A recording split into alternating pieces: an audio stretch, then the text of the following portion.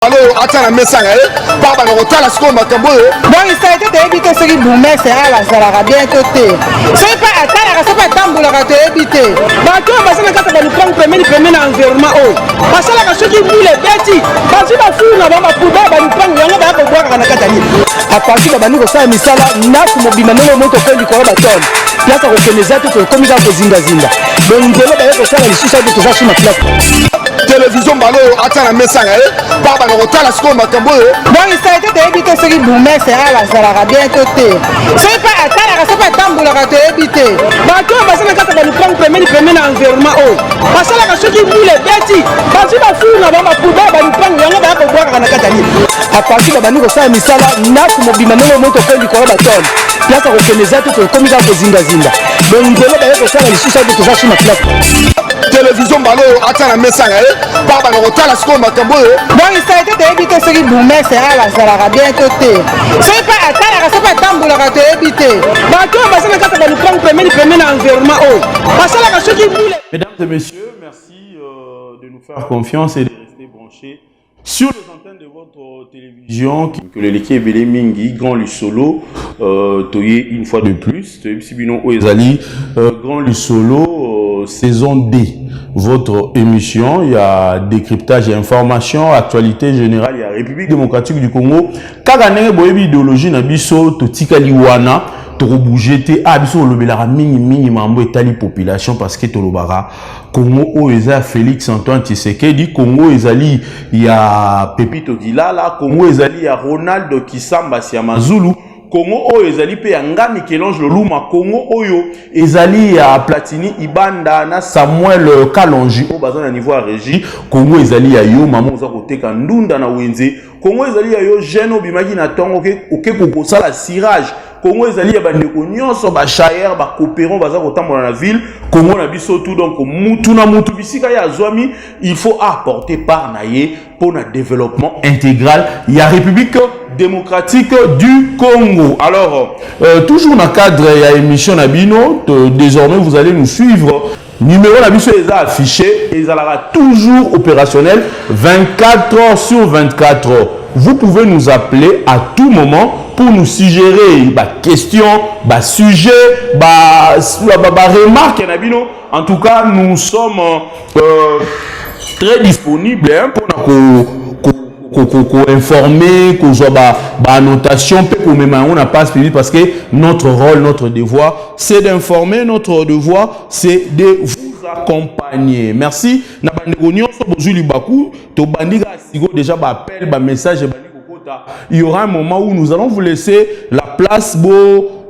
D'abord, vous connaissez que notre émission, na partie na biso mo ezaka partie mo informative o to yaka bongo kobeta masolo na makambu o ezako leka makambu oyo bandeko to pe ba dignitaire to pe bato bazuma portion à pouvoir bazali ko continuer ko sala comme acte parce que biso atolobaka soki osali na musala malamu en tout cas maboko ekobeta ma en faveur na yo mais soki osali musala mabe ko buka na te parce que to ozana sima na yo dénoncer pour nous télémélango parce que les Congolais baza ebele o ba ko servir mboka de diverses manières. Alors soki ba pesio portion en pouvoir et que tu n'arrives pas à saler la musalana comme il se doit biso ba oyo nde to ko ya ko télémela yo pe to loba niet mokonza mboka faut sa confiance na bana mboka o bazali bongo capable ya ko sala musala wana. Alors nous allons commencer ndeko Platini Ibanda ko aider biso na illustration oyo ya mwana mboka ndeko Ronald Kisamba Siamazulu oazali bongo député provincial élu à Kinshasa. Voilà, là vous voyez l'honorable Ronald Kisamba qui lance un message fort au président de la République. C'est-à-dire, il dit à travers le FONAREV, nous devons transformer notre douleur en dignité, nous devons retrouver, bon disons je disais l'honorable Ronald Kisamba, excusez-moi parce qu'il y a beaucoup de messages, laissez-nous d'abord informer les communs des mortels et puis nous allons venir pour vous informer pour que ça une opportunité botanga ba message na bino. Alors je dis ceci, l'honorable Ronald Kisamba qui lance un message fort au président de la République par rapport à Genocost à travers Fonarev ou Ezali Bongo structure. Il y a présidence de la République au Mokonzamboka a en place pour la réparation. Il y a des victimes de guerre, il y a des victimes, il y a génocide. Nous devons attaqué injustement par les envahisseurs, par l'ennemi Kigali et ses supplétifs. Il y a M23. Alors l'honorable Ronald Kisamba qui dit, nous devons transformer notre douleur en dignité retrouvée. Nous devons transformer les silences en paroles et les engagements en réparation concrète. Nous n'avons pas le droit de trahir l'espérance des victimes. Nous leur devons vérité, justice et réparation. Donc voilà, c'était là le message fort que l'honorable Ronald Kisamba Siama Zulu, qui est le député provincial au hasard au siège, na Assemblée provinciale Kinshasa, a lancé un message fort par rapport à la victime de guerre.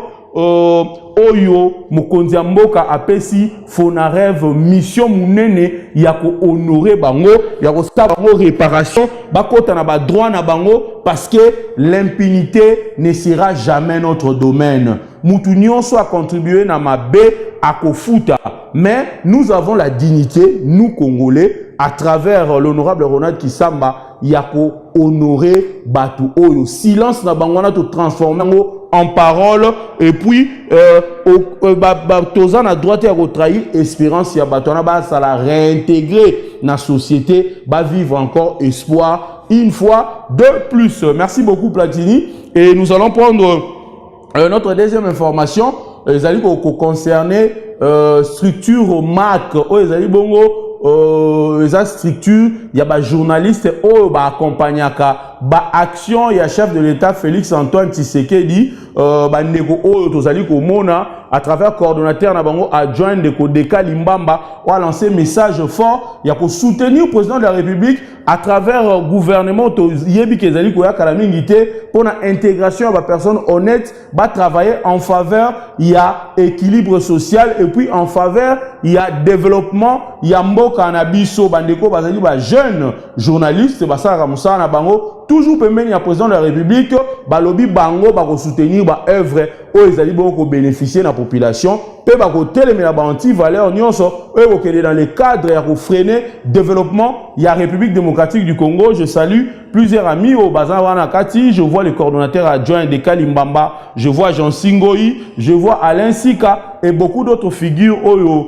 Toyebi, en tout cas, salutations à Bino et félicitations. Alors, avant de chiter, nous allons prendre la troisième information au Ezali.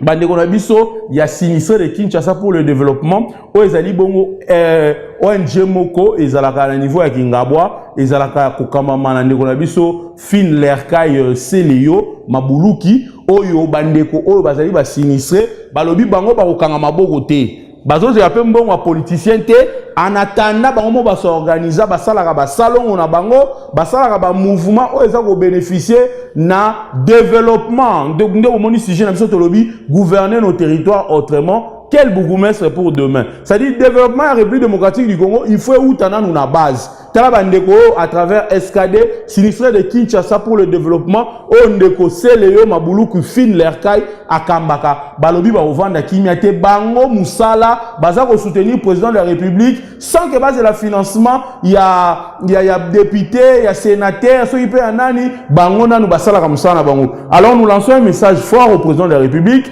nous lançons un message fort à Daniel Bumba. Il faut soutenir ce genre d'initiatives. Mettez à leur disposition de moyens, mettez à leur disposition fonds nécessaires eux au salarié bandeko bazala. Vraiment na plein droit na bango. Alors toto silisa tozo zo élément oyo ezali bandeko ya Trans Academia bazali na un paiement il y a 2 mois bakendaki pas ministre ya finance Doudou Fouamba oyo azako sa mosala qui une excellence. En tout cas, biso doku misara pambate. Ndeko Platini pesa biso élément et puis to ozonga poto meka un peu ko décortiquer. Bala mboka balandi ya grand lisolo bango moko bayoka na matoyi na bango. Voilà, total ici ma problème. Oh tozanango. Eliboso, il y a paiement. Oh tozanango et puis il y a mi balé, il y a esika. oyo esengeli tozwa mpona bacondition à l'améliorer. Alors monsieur le ministre na motema na ye ya malamu aza nango en tout cas regretter nano alobi mpo na ye esalaki mpasi amona bakongomani balela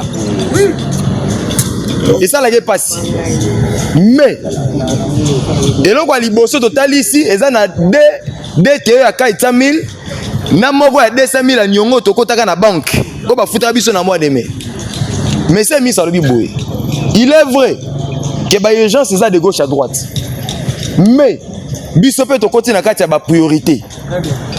Lelo Excellence a signé $600 000. La mise na biso sur place. Alors, alobi boye, yoka, alobi boye, yoka na silisa, alobi boye. Lundi, azo baxela biso les 400 000. Lundi yo kaka. Azo baxela biso les 400 000 pour ça lokola $1 million. Maintenant, Excellence alobi boye, il va nous accompagner cette fois-ci. Tant total ici à 5 pena état financier na biso. Monsieur le conseiller, c'est comme la qui bango à Talis Excellence. En tout cas, monsieur le ministre Alobi, désormais il suit notre situation de près. A commis ici régularité à ma paiement na biso. Donc à rassurer biso tozonga ressources arrêté. Et puis de deux, Abiboy, azo c'est le document oh ya makambo espace oh ezomaki pour na dépôt. Alors il faut où dans le ministère de la finance. Il y a transport plutôt. Alors biso maintenant to kende na ministère de transport to kele loté. To kende to zo ba document wana oh DG satinda na ministère de transport. 3 millions. On espace il y a $3 millions. Tozui ango biso moto ça la délégation surtout nango pour que base la biso pe espace moi to travailler dans ba condition mabe ezate. Alors na etali biso ba agent le cas tozu assurance pe a ministre le bezali porte na biso ko tata munyoso à chaque fois que tu as un problème toya. Voilà, là vous venez donc de suivre intervention ya ba agent wana eza bon président syndicaliste ya Excellence ministre de finance de Doudou Fwamba pour réclamer un paiement il y a 2 mois et puis bah arriver na banque sur 2023. Alors le ministre Doudou Fwamba a répondu bango favorablement boende za la katon batio na gestion au gérer population et c'est une interaction directe ezala Batoubaye ou PC solution, mais il faut que Ezalate qui batbaka qu'on réclame à tout moment et nous voyons comment le ministre de Fwamba est en train de se battre pour que salaire, rémunération à agents et fonctionnaires Ezala réglementé Ezala fréquemment Ndenge et Sengeli. Merci également à directeur général de Trans Academia Ndeko Georges Ongelo oyo azali bongo pe ko sa musala kitoko entreprise à l'état oyo depuis mokonzi ya mboka a lancé activité nango to tikala jamais komona étudiants ba se plaindre entreprise ezali ko répondre na besoin ya ba étudiants congolais transport na bango na kumuke bazali ko se déplacer to moni mwana mboka Georges Ongelo comment il se bat avec toute son équipe justement pour améliorer les conditions salariales. Il y a des agents na l'État na part na ye salaka pe musala kitoko boye pour na bango musala bazako sala toujours na vision président de la République et za la bafouete na ba moi ba retard ya ba paiement ya mike o ezali indépendamment à bonne volonté na bango. Nous espérons que la situation va s'améliorer comme le ministre du Finance venait de le dire. Et les agents et cadres de l'entreprise Trans Academia bako sala musana bango kitoko ndenge ba mesana ko servir ba élite congolaise. Alors nous entrons maintenant na Moboko comme vous lisez là bomoni na sujet na biso toujours le marambo etali gouverner nos territoires autrement. Quel beau promesse pour demain. Alors sujet oyo ndenge to utu ko mona ndeko Platini pardon soko taille na ba image au mona calendrier mokozana ya seni soko ko illustrer biso ngo ndenge to utu ko mona ba ndeko seni a voilà seni a uti ko lancer programme topé calendrier ya ba élection les a communiqué de presse ba élection na niveau municipal ba élection où il faut pas voter ba bourgmestre ba élection où il faut pas voter ba conseiller urbain ba élection où il faut pas voter ba maire ya ba ville. Alors nous allons plus nous focaliser na bourgmestre avec d'autres structures pour les provinces. Tu vois comment Kinshasa est géré. Tu vois maintenant l'isolo bourgmestre lelo. O bazana place et puis bandeko téléphone na biso ezali ouvert boko benga biso bino pe bo pesa makanisi na bino. Biso on va na ba commune. Tu vois comment salité ezali koleka na ba commune na biso. Ba bourgmestre oya lelo ya Kinshasa batika na ba bourgmestre ya ko célébrer ba mariage ya ko zwa ba taxe ya l'état ba bourgmestre batika na ba pona ko constater ba infraction ko futisa ba amende mais ba bourgmestre oya terrain pona ko sesa misala batika ni mukie na ko pe ko lobaki bazate.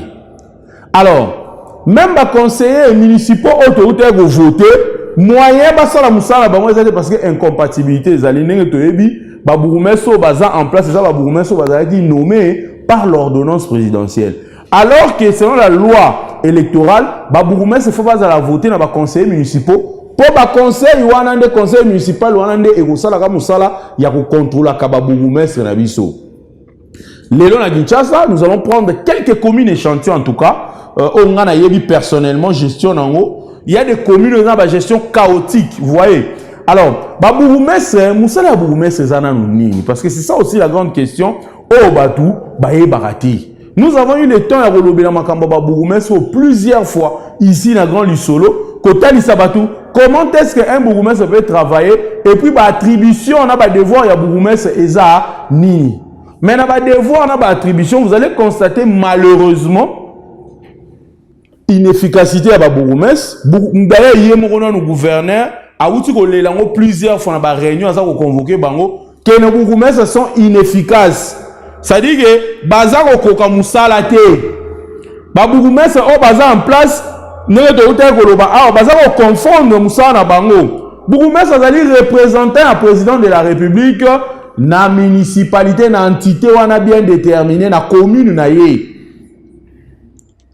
Bino boza ba Congolais na olinga te makanisi nyonso ute pa na ko sepela bino pe place boza na bandaku bobenga biso bobisa biso ndenge nini bomoni ba bourgmestre oyo basala musala en tout cas to s'attaquer na bourgmestre moko te to loba en général et puis to pesa makanisi ya ko yeba lokola seigneur lobe azo sesa élection ba bourgmestre lolenge nini ba bourgmestre oyo ba koya ba koki ko se comporter po ete ba commune na biso ba territoire na biso ba entité décentralisée na biso nyonso ezala na lolenge esengela mibiso ba tout vendre na base parce que développement il faut outa na base ba chef de quartier ba chef de rue chaque avenue il y a des chefs de rue je vous apprends musala ni basala et généralement ces gens là sont étouffés par des bourgmestres ba koulou insécurité comme trop na ba commune dernièrement na kitambo ba outi ko kata jeune molo boko pona oué la téléphone salité kutunde ko lobate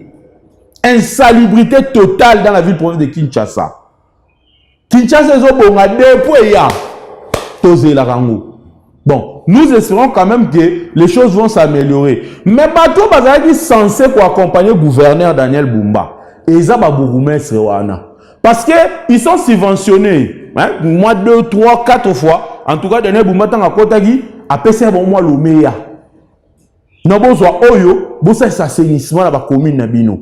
Bo curé moi caniveau bo kombo moi balabala mais si vous passez même dans des communes vous allez constater que salité est grave même na ba maison communale. Mais bourgmestre ça siège wana tous les jours. Ba bourgmestre va comment tu na terrain ko kanga biloko ba mama bandunda sérieux parce que population pas en responsabilité à salubrité. Mais na kata commune ezaka lokwa gouvernement mobimba. Na kata commune dans un service à urbanisme eza. Na commune dans un service environnement o elandela ka ambassadité eza. Na commune dans un service il y a santé publique ezali. Dans un service il y a santé à vétérinaire et consort. C'est-à-dire toutes les structures sont représentées au sein de la commune. Le bourgmestre a le roi leader, il doit avoir une vision. À travers ces experts, parce que Batouana, Bazaba agent à l'État, à secteur où on a déterminé, à Tindi, on a entité, on a pas passé la moussala, que la vision à Bourgoumès, na vision à ministère. lelo musala ni ba agent environnement ya ba commune ba sala na balabala biso toye batant to banda ko kola ezalaki service moko ya j'ai encore oublié hein. Service moko ezalaki et les karaba pango et contrôler même installation sanitaire hygiène et santé voilà ezalaka na kwa commune ba service environnement ezalaki parce que edit 003 ezali bandeko bokoko benga biso ba bip te s'il vous plaît service bokoko komela biso message hein, si vous voulez bien ba service environnement ezalaki soki baza koleka mutu nyonso aza obligé mokolo ya salongo akomba 10 mètres liboso ya lupango na ye ezalaka na edit 003 ezali loi existaka na niveau provincial. Mais lelo, Babourgmestre, nous constatons votre faillite. Et bien là, Babourgmestre va ça, et là, net en Agitambo, sur un avenir refuge. Et comme on a un lac, Maïwane si la kate, commune Agitambo bêta tout côté à Vélodrome, baka niveau bouché. Sur le pouce à côté à Saint-François, service à l'urbanisme. Bandeko batondisi ba kiosque salité de Kobumba ba service na environnement avec madame Mimi Bikela bobeta na tout place wana na Kitambo na tronçon ya Vélodrome côté à Komori kona ngali non c'est trop sale. C'est trop sale. Côté à maison Mboumou kuna ba caniveau bouché. Mais c'est quoi le rôle du bourgmestre de la commune de Kitambo? Il fait quoi spécifiquement? Insécurité de Kitambo comme totale. Quelle est la politique y a bourgmestre? Na commune à Bandalungu, n'en parlons même pas. So y a bakaya ou ana caniveau, ils ont bouché parce qu'il y a une maison, bâtie, entreposé, produit na bango likolo ya caniveau et kaninzela. Bandeko wabe na biso na limité kuna kota kingabwa même chose. Si on dit tout dans ma tête, ma plein. Toza ko interpeller ba conseillers municipaux. Bino ba tout na responsabilité biso to voter ki bino et c'est votre tour ya ko sala biso redevabilité. Tout ko loba awa bourgmestre azali leader ya commune. Azali représentant mokonzi ya mboka. Azali censé ko faire respecter loi na niveau ya commune et puis relayer information pe population alanda na aliment ndenge esengeli musale salama lelo malheureusement musale salama raté na ba commune ba bourgmestre ba koma na bango banani bato ya état civil ba officier état civil pour na ba célébration ba mariage ba bourgmestre ba koma ko constater ba infraction pour na ba futa ba amende transactionnelle. Babourgmestre na biso soka bimi terrain c'est ko kanga batu. Pourtant ko yana bango ba futa ba amanda pa bimisi bango. Mabe te mutasali mabe okangi ya futa amande otiki akei. Mais est-ce que mabe okangeli wana réparer yango? Na otiko loba biso tant to kola ba fulu ezalaka na ba sima bandako. Mais lelo soko constater na ba mapango ebele fulu koma libanda ya lupango. Ça dit ba na kata lupango mais fulu na ba lupango ya liboso à porte. Caniveau ou de comment on a des poubelles, il y a des bouchons, banini. C'est quoi la politique de l'assainissement, monsieur Daniel Bumba? Vos bourgmestres sont faibles, je l'ai dit. En tout cas. Ils nous ont démontré leurs limites. Alors, Motuna ce que tout n'a mis awa. Parce que, voilà, tu as ça, moi, Kamogo général, sur aperçu à bourgmestre, bazako sala eloko mon côté lolenge nini ba bourgmestre bakoki ko se comporter topé poto gérer ba commune ba territoire ba animateur na niveau ya base na niveau de décentralisation profil nini ba bourgmestre fo baza nango musala nini o bourgmestre fo sala po bino bana lemba po bino bana ngaba. Bino bana Kitambo bana bandal vous sentir réellement que notre bourgmestre est en train de bouger. Vous avez la parole, vous pouvez nous appeler, vous pouvez nous écrire. Bogoyem sabiso pensez na bino eza nini. Bolingi nini o bourgmestre ko sala. Parce que Kinshasa ya pamba eza salité. D'ailleurs, le président de la République, toujours dans le cadre, il y a rajeunissement à classe politique, tout le monde a nommé ministre Tengelito, ministre chargé à politique des villes. Nous attendons aussi des actions palpables et très remarquables. Toujours appelle Yandeko à Bengibiso. Allô, bonjour. Bonjour papa journaliste. Comment on a papa Bengibiso?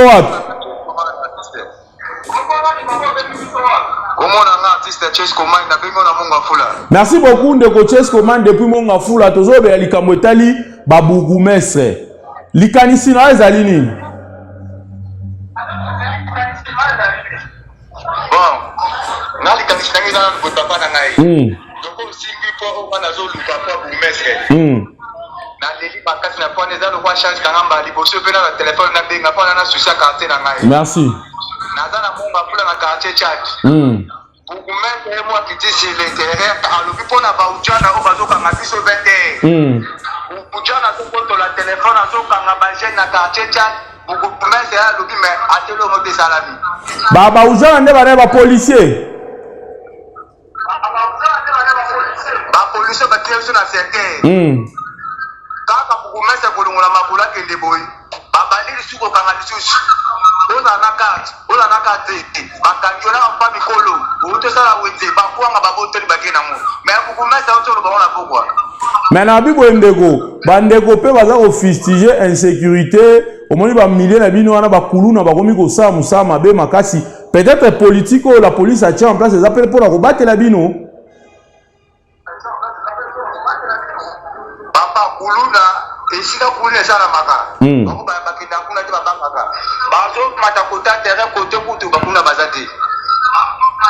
Alors, likanisi na yo, tozo le bla maintenant, l'élection va bourgmestre au processus wana zo banda en août. Yo bandi bourgmestre o ya sika. Ba bourgmestre ba kozala voter. Ata ba o bazali so yipe azana chance a ko na ko bima. Mais le lengeni na koki ko se comporter vis-à-vis la population pour biso te se sentir à l'aise. Ezali bongo journaliste na ngana se peli makasi. Likanisi na yo zani. Likanisi na ngai ezake bache na nga bukumese o aza compétent. O aza incompétent. Merci beaucoup ndeko. Artiste Chesco depuis Monga Fula. Merci na appel na yo. Je pense que ba message ezoya ebele. Nous pouvons lire ces messages. Mama Adolphine depuis Kitambo alobi na commune na biso awa bourgmestre asalaka na ye elokote tosengi na ba conseiller communaux ba voter bourgmestre oyo akosalela biso musala pe akolite contre insécurité na salité katikati na commune na biso. Ndeko Jansi Ngoyi abengi biso depuis Bandalungwa. Il est toujours conseillé dans les conseillers communaux, basé na conscience, basé au comment gestion est chaotique, il y a beaucoup de basa l'erreur te, ba ndima corruption te. Ça aussi c'est un élément très important hein au toroki coaché lango maele ba conseiller côté ka électorat. D'abord corruption est condamnable par la loi. Corruption est infraction makasi. La population a payé confiance. To vota bino ba conseiller. To ebi que vous avez payé depuis un moment mais Pierre Kanabino aussi ça on a na élection ya ba bourgmestre té. Parce que ceux qui même bourgmestre ya sombi voix na yo. Tant yo ko bandora ko contrôler aux en pouvoir sur yété. Si même probité morale na yo et vous salaté devant comment bourgmestre o ya vous a voté. C'est-à-dire il faut trouver des personnes au bazali na intégrité morale. Bateau bazali dynamique et surtout choisissez des jeunes. Choisissez des jeunes.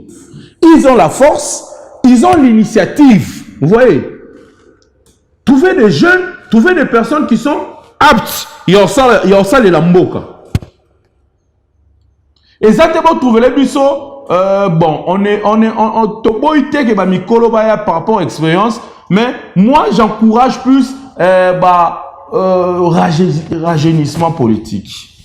En tout cas, la Batunion Somogondamboka a ça la choix sur le jeune. Nous voyons comment ils ont excellé. Je peux faire mention na Ndeko Mutamba. Je m'excuse. Je peux faire mention na Ndeko Mutamba. Je peux faire mention na Ocholoba Awana Ndeko Doudou Fouamba na finance. Je peux faire mention na Georges Ongelo na Trans Academia. Je peux faire mention na Jean-Pierre Liaou. Ce sont des gens au travail efficacement. Mais pourquoi pas faire mention également na ministre Kaikwamba qui travaille efficacement pour l'intérêt. Il y a République. C'est-à-dire, choisissez des personnes qui contribuer pour le développement de Mboka na biso. Et non pas pour l'intérêt na bango. Parce que vous allez sentir le développement que les mêmes populations a commis très éveillé. Moi d'ailleurs j'applaudis na comme obeta tout na wenze. Au moins maman mo vandi wana maman vandi na radio na yaza ko la information. Balobi nini? Mokonza mboka za ko contribuer ndeni pour sécurité ezonga na mboka. Donc boza pe na maloba bino pe opesa biso likanisi. Lolenge nini o bugumeso il faut to voter kala mingi te awa ba se comporter. Bande ozo koma ebele bobenga botika kokoma. Voilà, nous avons un message. Bonjour chers journalistes. Depuis Barumbu, quartier Mozindo, je suis venant de l'intérieur. C'est la première fois, pardon, le message est bien à appel. Nous allons essayer de lire le message à Bandeko. Voilà. C'est la première fois que je suis dans un quartier et je ne vois pas ce que le chef de quartier fait comme travail.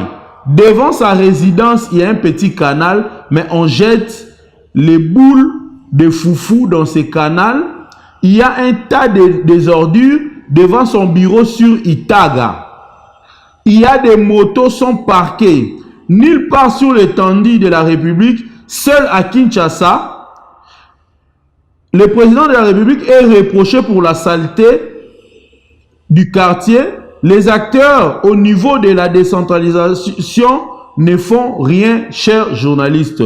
Merci beaucoup Ndeko Ogi Bouzangou depuis Barumbu. En tout cas Ndeko Alobi depuis Aouya Mouta. Mais Anakin a constaté malheureusement l'ibosé à chef à quartier Itaga.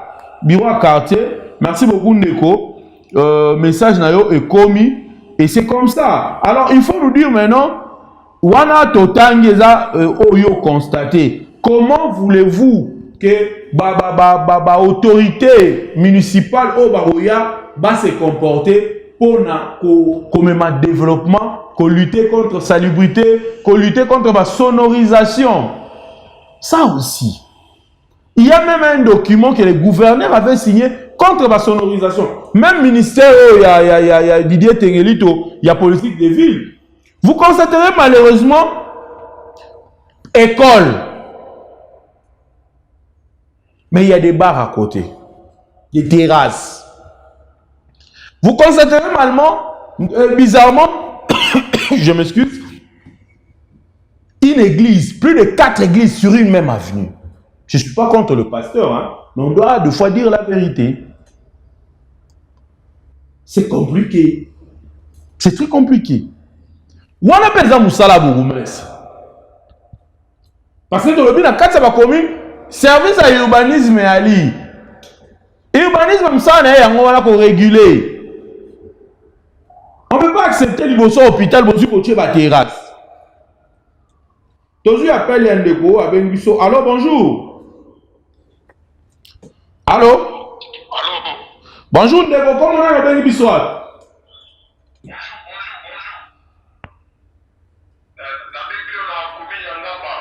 Merci, papa, comment on a?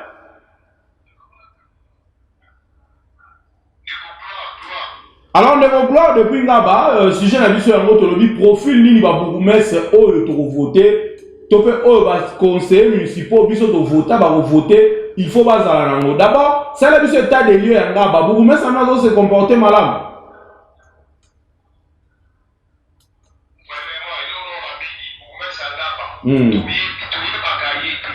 Même Congo.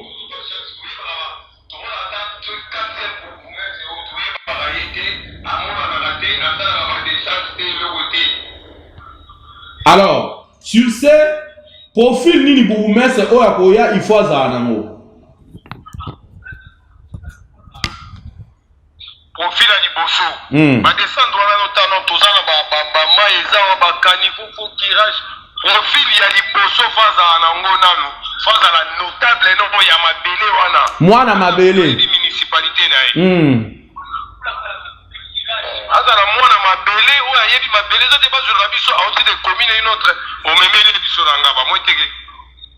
To bénéficier lourd mais balobi pe d'accord mais balobi pe bino ba population boza kotosa te ba bourgmestre baza kokita sur terrain mais salité ovani na kati ya lupango obwaki salité libanda bozotia bango na difficulté po basala mosala. eloko eza pour mape eza suivi. Ok. Papa suivi pe eza te. Suivi ya bango bakonzi eza te na municipalité eza surtout biso na ngaba. Suivi eza te. Merci beaucoup Ndeko Gloire depuis Ngaba. Je pense que Bandeko Bazali Gobenga. Vous pouvez également Gobenga Biso na numéro ezali affiché na WhatsApp tout comme l'appel normal. Même nous faire un message. Nous allons lire ça en direct. Bokoki pe ko ça la biso ba suggestion ba thématique o bokolinga to banda ko exploiter surtout ba thématique o eza makambo eza kokuta na biso parce que biso awa to betaka nde likambo ya base ya société makamuni ni population azali kokuta nango pe makamuni population azolinga ekoma parce que biso musana biso eza koloba to komisela bango o ase musama mabe to loba bourgmestre Ngaba ba ebiote komono nani ba ebiote population lobby siko okita osala musala wapi parce que population na yo ayebiote c'est compliqué. Il faut zapper meni à base. Comment ça veut dire yo bourgmestre Ngaba ozaka na Ngaba ozo samsa na Ngaba menda ko kendo ozo na kinkoli so avec une urgence mo na 2h du matin tu fais quoi?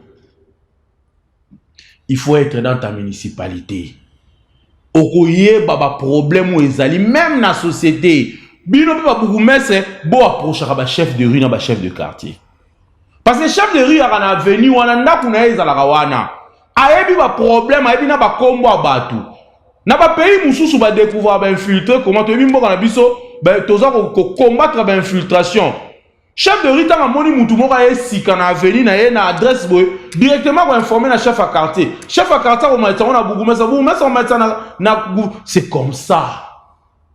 Et puis bon mona ke ba infiltration eza mukie yo bourgmestre depuis ba nomayo oya na wana oyebi même pas ba chef de rue na yo ozo rappel un rapport na bangote parce que généralement normalement chaque jour chef de réunion se fasse à la rapport et à venir naé to la giboé na adresse boy problème les giboé insécurité moi na moko boy comme ne ngani ya komi ko déranger ba tuna kuluna kutu wana nde to lité na kuluna pété so ba chef de rue pe pesi bon pouvoir na bango aibi mwana wana akata ba machete aibi na komoni akopesa na komba ba parents naé boyo kangé na tongo na 4h. Quand maman te ose mona oyo parce que plusieurs fois pas confirmer biso yenda za la base ya insécurité ba chef de rue développement fait outa na base ba chef du quartier organisation ba salon to beta li solo ya décentralisation bon décentraliser pouvoir le gouverneur ne peut pas tout faire yango yo bourgmestre oza yo pe na part na yo pouvoir ya chef du quartier pe ça y ba orientation na ba instruction. Ça est là, ordre de mission qui est dans le terrain, ça musala. Chose d'abord en mariage, vous pouvez fixer, surtout à déplacement. Ce qui est man transactionnel, moi, ça est une fonction bango. Mais là, bah administrer na bino, bah même pas combo ya bourgmestre. Au salarié nini, salito ezana ba commune na biso. Je me suis pas la mougate, pour bien depuis que la commune samedi de 8h à 10h, bon téléman à samedi. Alors, na un bourgmestre c'est un manager, aux un leader. Au comprend bon ça va. Au-delà il y a une instruction à gouverneur. Chaque samedi de 8h à 10h nous allons respecter à la lettre. Mais moi, avec mes chefs du quartier, nous allons commencer à travailler mardi, jeudi, dans le quartier. C'est-à-dire que tous les quartiers, il y a commis de travailler dans le quartier. C'est aussi une politique. Il y a gestion. Pour l'insécurité, ben le chef du quartier, 20 tabango. D'abord, ce qui est vrai, le chef du quartier, le chef de rue ne sont pas rémunérés. Mais parce que la commune est une structure autonome, il y a quand même des taxes. Quand tu rappelles compte, c'est la commune pour la gestion à commune. Je rappelle moi, mon copé, ça va, on est fisc pour un crédit. Il y a dans la poche. Papa Bourmet. On peut chef de rue à 10 000 francs, non? Chaque semaine, chef de réunion, on a droit à 10 000 francs dans la commune pour un crédit. Pour un recevoir un bic, un papier, à ça, la rapport. Chaque après 2 jours. Tous santé sécuritaire, santé environnementale, il y a commune, il y a avenue, il y a quartier. C'est ça aussi une politique. Ce n'est pas seulement sur le oh kuna, tout le monde va salir pour infraction, bangou. Au cœur, parce que vous allez constater les infractions, les amendes, l'argent vont sortir.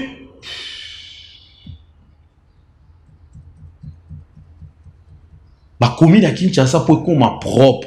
J'ai mouqué. Mais malheureusement, les animateurs.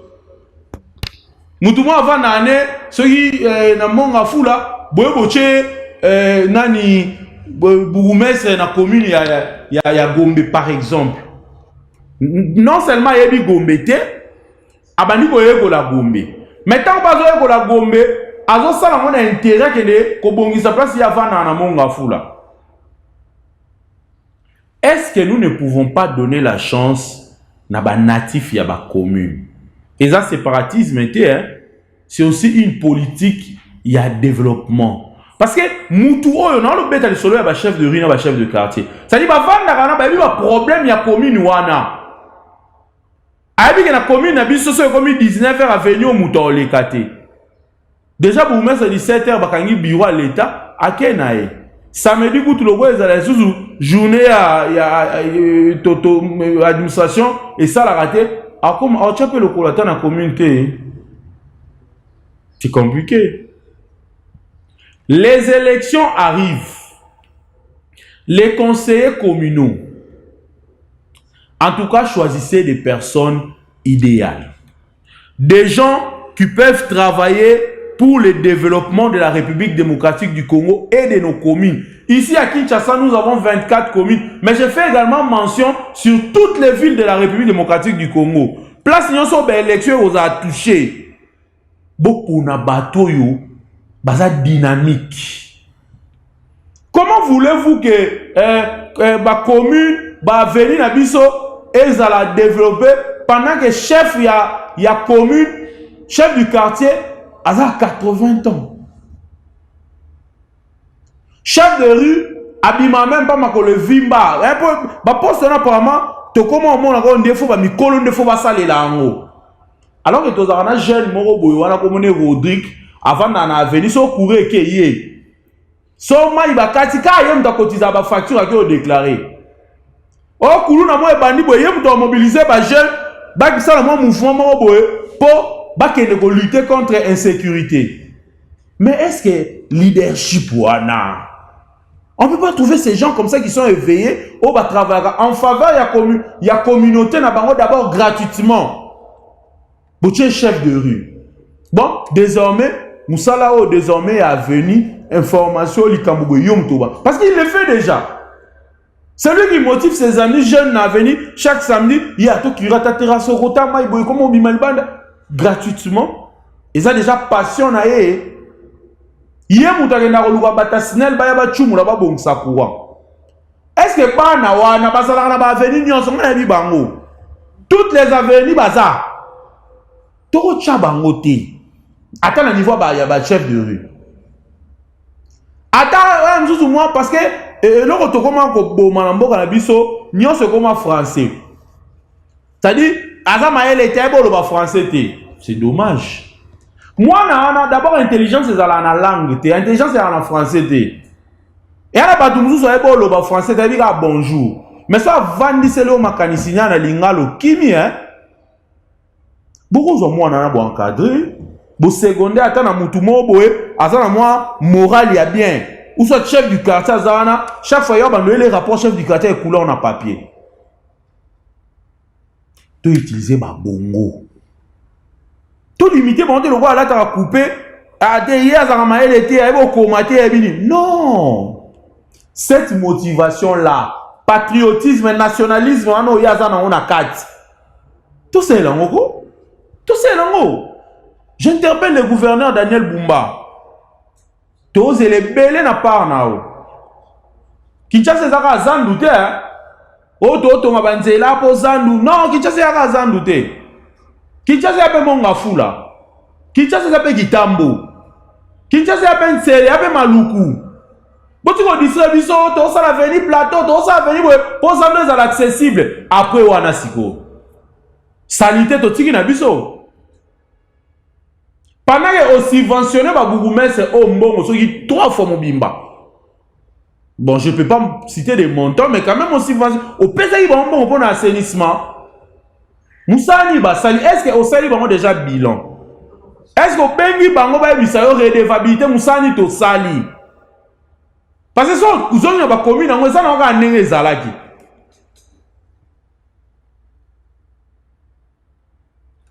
To créer développement na base. Mokonzambo kaza kubenga ngotongo midi pourquoi? Développement faut uta na se mata. Tous la réunion se pas na été. Après si sur la responsabilité ba tcho bourgmestre ordonnance présidentielle au sala kanini.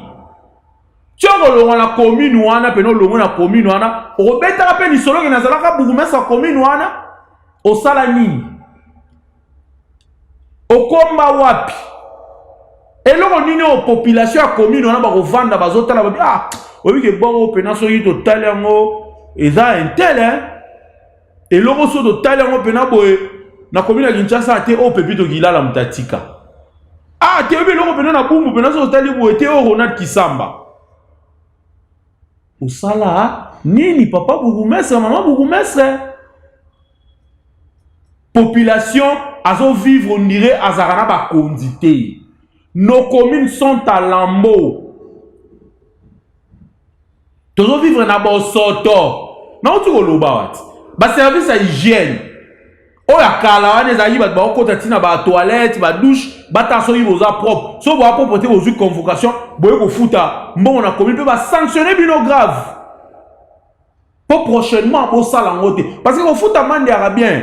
Et ça réparation. Mais si quoi, et là on y a ça que mutuana, à ça les sous ma béwana, t'as zongi la montée. Parce que ça veut dire que vous foutez 10 000, à l'hôpital on va foutre 10 000, à continuer. On n'a rien changé. Insécurité dans la commune à Bisso. Bougumès a pas avoir le bataille chaque lupin ou bocha lumière liboso il y a ba mapang on a bien pas à venir à la éclairer. Parce que ce qui lumière est ali, bon m'ambassadeur non sur le moment si maintenant le banon y a ba lumière à pamba. Pour ce qui est lumière est allé, Koulouna a eu bête ma chaise, tu as vu que lumière est allé. Pour cette initiative, chaque administré, bateau va vendre la commune, bâtir lumière na barbara. Aux autres, c'est la peine pour qu'on s'en moque à cette instruction. Parce que ah, comme le chef de l'État a dit. Mais il vous a nommé, non? Aux en autonomie à pouvoir. La décentralisation, ça va assurer. Aux en manager, il y a commune, il faut apporter peu émulation. Ni nous ça la rapport à la population. Non? Parce qu'aujourd'hui, nous les voyons même des ministres sectoriels. Même ministre de l'agriculture, on est comme en bagarre.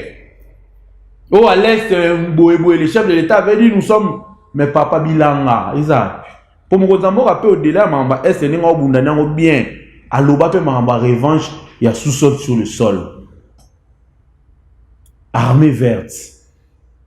Au lait, ça va toujours ni. Bah si ils ont talé belé grand lisolo saison 2 normalement on a besoin de toyer la bino siko parce qu'on ne peut pas continuer il y a que vivre n'a pas tout le monde va bénéficier n'a pas avantage il y a l'état bah doit foutre ba taxe bon à l'état va bénéficier dans ngo mais bon ça il est l'autre côté bon bah tout le monde faut pas kangarabino même bourgmestre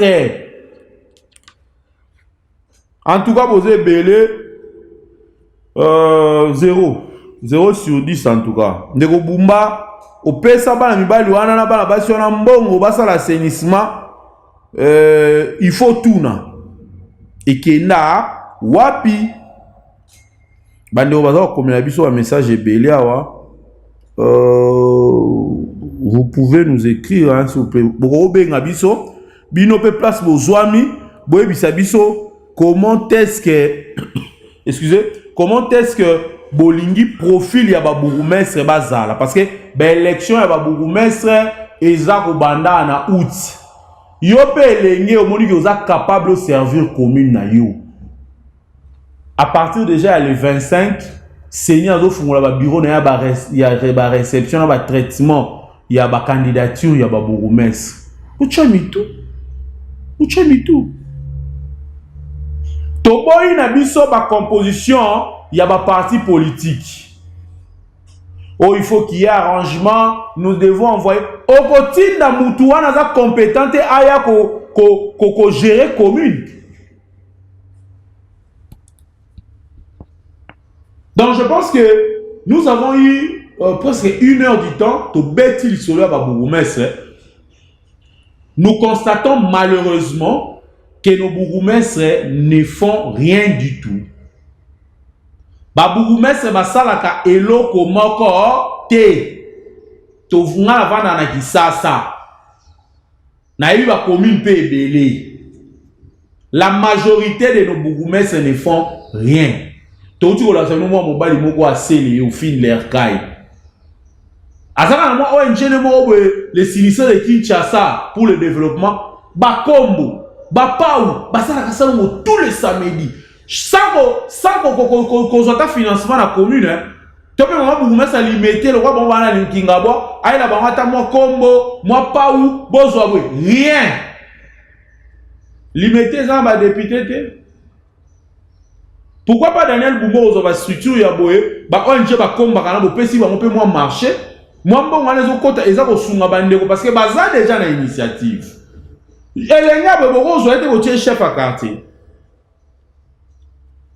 Encourageons les énergies, les initiatives positives. Nous en avons pleinement besoin. Nous ne voulons pas des gens qui ne travaillent pas et qui travaillent rien que pour leurs intérêts personnels. Nous sommes arrivés à la fin de cette émission. C'est Grand Lussolo. Awa, Tobé Tarama Solo, il y a développement à la base. Tobé Tarama Solo est à la radio population. Numéro affiché 24 heures sur 24 heures. Tu peux laisser un message, tu peux faire un audio, tu peux appeler. Yebisabiso, qu'est-ce que tu penses? Si vous avez des suggestions, non, biso to bandi problème na biso aweza et puis désormais, émission Ezalara sous a été na plateau. So to moni que thématique wana eza ko nécessité to kita na terrain. Tozo ba na mboka. Bapesa likansi au besoin to que le verbe bango bato baza ko kamba biso to poussa na pembeni to sepelaki mingi to zalaki bongo accompagné par Ndeko Platini Ibanda ou azalaki assisté par Samuel Kalonji. Merci également à cette grande équipe. Je remercie l'équipe dirigeante qui ne cesse de nous accompagner à travers des conseils, des orientations, et merci à vous tous, hein, je salue Banagnon so balanara Grand Lussolo tozongi tozawana. Grand Lussolo saison 2. Toye sigo pena, hein, mawana morgue tobunde la mboka, toloba mambo etali mboka. Je pense que fond na biso fo loba. Maizate ba soda na biso tozo soutenir bango na est. Message fort na ba FRDC baza osala musala kitoko. Pensez pieuse na bato nyonso bazali na niveau à est, bandeko na biso toza toujours de cœur. Toyebi que à travers diplomatie menée par le président de la République Félix Antoine Tshisekedi, guerre wa négocier. D'ailleurs ici il goûte déjà. Ba maniga so wana za suka ya mike baza sous na force te ba opalanga na bango mboka erotika la un paix indivisible kaka ndenge Mobutu abandaka koloba tata bo moko ekolo bo moko lisanga bo biso nyonso. Botika malamu na mabota na bino, tokutani lobby na 23h pour la rediffusion. Et puis, le mercredi prochain pour un nouveau numéro. Appelez-nous, faites-nous vos remarques, vos suggestions, des ajouts. Tozaliwana pour nous servir bino. À très bientôt. Télévision balo atana mesanga baba na kotala siko makambo yo bon ça été éviter ce qui boumet c'est à la zalaka bientôt te c'est pas atala c'est pas tamboulaka te éviter bato basana kata ba nous premier na environnement oh basala ka soki boule beti basi ba fulu na ba pouba ba nous prendre yango ba ko boire na kata ni à partir ba nous ça misala na kumobima no moto pendi ko ba ton place ko keneza to ko komika ko zinga zinga donc ngelo ba ko sala lisusa to za suma place